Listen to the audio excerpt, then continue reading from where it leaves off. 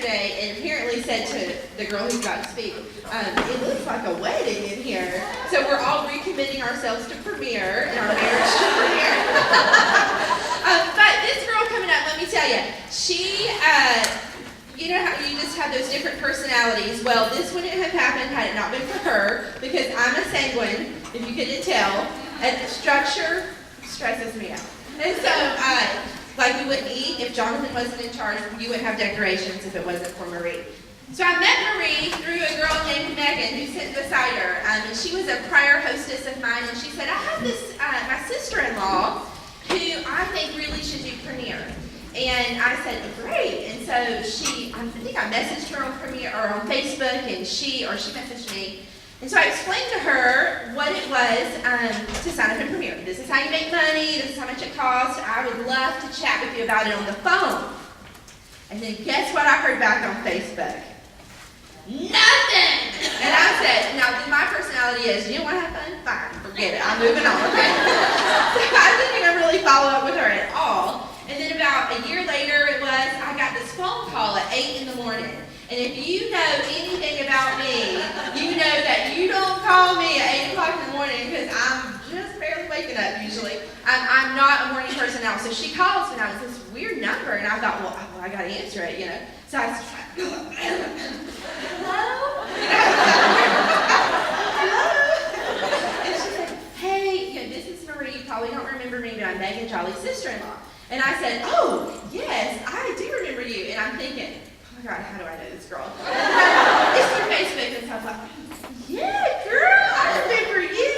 And she says to me, well, I think I'm ready to sign up. Can you just explain it to me one more time? And I'm like, I don't even know you. So I drove up, she was living in Athens, Georgia at the time, so we drove up there and I met her on the day of her training show. And she has been an amazing rock in our Premiere family. She's amazingly talented and she has an awesome testimony in life and in Premiere. She's already a designer. Will y'all please give a round of applause for Marie Rogerson.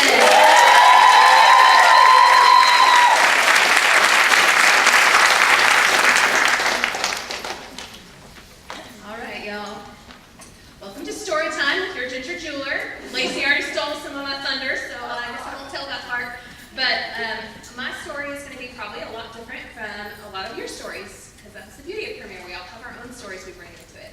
But I hope as you listen to my story today, what you'll see is how the Lord uses Premiere in different ways in our lives. So I started in Premiere, like Lacey said. It was October of 2013 when I started, but my Premiere journey actually starts a couple of steps before that. And the first one was what Lacey explained. This was through my sister-in-law. So I'd never met Lacey when I signed up. I'd never seen the jewelry. I'd never been to a show. Nothing. So I was coming to it straight blank. And just like Lacey said, she messaged me the info and I checked myself out. I was like, my husband works a crazy work schedule. We are a one-car family. I have 2 children under the age of 3. Premiere is not for me right now. So I didn't even respond to her. She kept trying to get me to call her. Call me, I can explain it much better. I'm not calling you, you're just going to convince me to do this. So I just checked it out. I didn't know her. I didn't really know much about Premiere. So, I got the info and I left it there. And come February of the following year, my husband and I had been trying to have another child and I was having difficulties conceiving, so I went to a doctor. And in the process of that examination, she found out that my thyroid was enlarged. It didn't surprise me all that much because thyroid problems run in my family. So I just expected to go to my endocrinologist, have him give me some pills like all my family members take, and be fine. It's not exactly how it worked out. I went to that endocrinologist and they did a neck ultrasound, and he came into the room and rather nonchalantly told me I had cancer.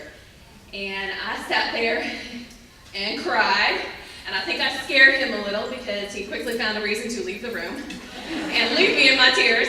So I sat there crying in this stupid beige little doctor's room, and I looked around, and the only thing I could think was, why the heck am I alone? Like, my husband is not here. Why are you telling me this when I have no one to cry on their shoulder or anything like this?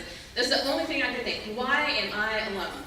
And generally, when the Lord speaks to me, it's, through spirits, through feelings and impressions, and still small voice. But there have been a handful of times in my life where the Lord has been a little more forceful, and this was one of those times. Because I sat in that doctor's office, and the only thing in my mind was, why the heck am I alone? And he very clearly said to me, you are not alone. And my premier story, that's really the heart of it, about how he did not leave me alone, and how he continues not to leave me alone. So I went through my cancer treatments. Thankfully, thyroid cancer is extremely treatable, 98% chance of survival, so I'm still here. You're probably stuck with me for a long time, but I went through my treatments. He didn't leave me alone through that. I can tell you all kinds of story about that. But after treatment came the real bad part of having cancer. The bills started coming in, okay? And we were a typical American family, okay? We lived paycheck to paycheck. We had enough money to meet our needs, but nothing extra. We didn't really have savings. We just bought our first house. We were at max with what we were making. So when thousands of dollars of bills started coming in, it was devastating to me. Not just because we couldn't pay them, but I felt responsible for it. Like, I didn't give myself cancer, but because of what happened to me, now my family's in a really bad position. And I kind of looked at my husband, and we realized really we had just a couple of options. It was, he could go out and get another job, and I could never see him, or I could find some way of bringing some kind of money in for us. So I started looking, and I had a really good friend at the time that worked at a dental office. She was kind of in charge of hiring, and she's like, we have a full-time position open. It pays really well. There's benefits. It's like an account manager type thing. I am a choleric, so that's like I like organizing, and I can handle that kind of stuff. So I really wanted to take that job. I loved my friend. I'd get to work with her every day. It would be awesome. But it did not feel right. When my husband and I got married, we determined when we had kids, we were going to raise them. I was going to stay at home with them. And I didn't want cancer taking that from me. So I didn't want to go out and work 40 hours a week and not be at home with my kids and not pick them up from school and take them to school and those kinds of things. So I couldn't take that job. So I started looking at other things that I could do from home. And I investigated all kinds of things. I'm crafty, so I was like, maybe I can make something and sell it. I looked into all kinds of things, okay? I had a friend at the time that was selling Stella & Dot. I had her explain Stella & Dot. Honestly, Premier was not even in my mind. I had really not had any experience with Premier. It was like a fleeting thing. I couldn't even remember what the company was called, to be honest. But after this friend explained to me about Stella & Dot, I just sat there going, I could probably do something like that, but this company doesn't feel right to me. Nothing against Stella & Dot. But it didn't feel right to me, so I was like, this little voice, that's the Lord for you, remind me. It's like, remember that girl you talked to on Facebook, like over a year ago?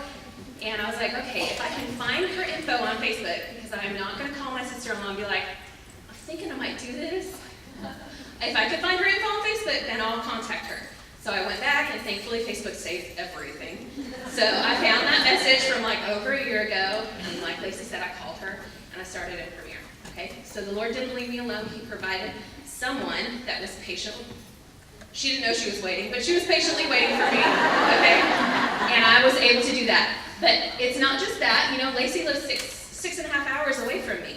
It just so happened that Lacey was not the only person I would meet in my Premier journey. So the Lord started me in Premier in Athens, where I was close enough to go to training with Cheryl all the time. So I learned a ton from the Hermans. And one of the best things I learned from them was a good example of true leadership. And I can tell you, she's told me, she has cancellations and she has all the things that we struggle with in our own businesses. But that woman is never negative. She is always positive. She is always uplifting. And I know that my business would not be where it was if I had not started it up there with them. So he did not leave me alone in that either. So I started Premier up there, and in my first 8 months, I sponsored 8 girls.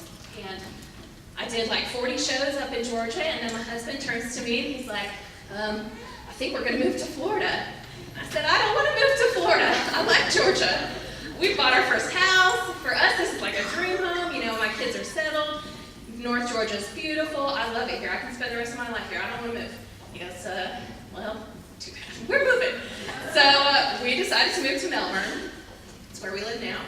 And like I said, I did not want to move, and especially I did not want to start my business again. But I was determined that I was not going to have, I'm in a choleric, I need control. I was not going to have a blank calendar. I wanted to move with at least something on my calendar. So I made phone calls, and when we went house hunting, I like stopped at salons. I was killing myself trying to get a show. But it just so happened that I did not. Nothing came of my efforts. So I moved with nothing on my calendar. It was horribly scary, I'm not gonna lie. But it was worth it because when I got to Melbourne, the Lord started using Premier to teach me all kinds of new lessons, okay? And one of those was that he still was not gonna leave me alone. Again, the same thing. And so I moved to Melbourne, and although I am a choleric, I am naturally rather introverted. I don't like talking to people if I don't have to. I'm much happier sitting in the back corner and listening than talking to people. So when I moved, I had to get out of that. I had to learn new skills. And I had to do what Dave said Danielle did. I had to take my kids out and sit at the splash pad and talk to random people, which I hate doing, and talk to the people behind me at the grocery store. And I had to talk to people. And I've set a mystery hostess date. I'm going to have a show, and I literally invited over 200 people that I did not know to this show. And I'm going to just be straight honest with y'all. I had that show, and not a soul showed up. Not a soul. And I cried like a baby the whole way home. And I said, why am I doing this? Why am I still doing Premier? I've moved. No one will know if I just drop off the face of the earth now. Why am I doing this? And I still had that same feeling. You are not alone. This may be hard, but this is going to work out. And so I had to go through what we all go through when we restart a business. One show leads to 2 shows, vendor events, fundraisers, all those things we all do that you've all heard of. And in the process, I've at times felt like when I'm in that oh, why am I doing this again moment, the Lord will give me, I have felt that he's dangling something from me. I'll have something where I'm like, ooh, I got a bunch of bookings. And then, somebody cancels, and this other person cancels, and things fall apart again. And I have found myself saying sometimes, to the Lord, why are you teasing me? Why are you teasing me? And I have had to realize that I'm looking at it the entirely wrong way. It's not that the Lord is dangling things in front of me. It's that in my moments of most despair, where I want to give up, he gives me just enough hope, just enough of something to get me through to the next thing. And he has. He's been faithful in helping me restart my business. So he's not left me alone, and in other ways too. When I moved, Vicki Saller, that's Melbourne is her old stomping ground. So there are tons of jewelers in Melbourne. And that was actually one of the things I was frightened about when I moved, because in Athens there aren't that many jewelers. They didn't have a ton of competition. So I was very concerned about moving and having all these jewelers in the area and all that kind of stuff, but I can tell you it's been one of the biggest blessings. It's another way the Lord has continued to not leave me alone by providing me awesome new jeweler friends in Melbourne that have helped me and supported me as I restart my business. So Premier, I can just stand up here and tell you all kinds of things about how Premier has helped us pay off credit card debt or my student loans and things like that. But really the important part of what Premier has done in my life has taught me and reminded me over and over again that the Lord knows me, he knows my circumstances, he knows my needs, and he never, ever leaves me alone. And if he's willing to do that for me, I know he does it for you too. So my challenge to you is that you look back through your Premier experience and don't focus on, how much I've sold, or I'm a builder, or I'm a designer, or I'm whatever it is you like to talk about.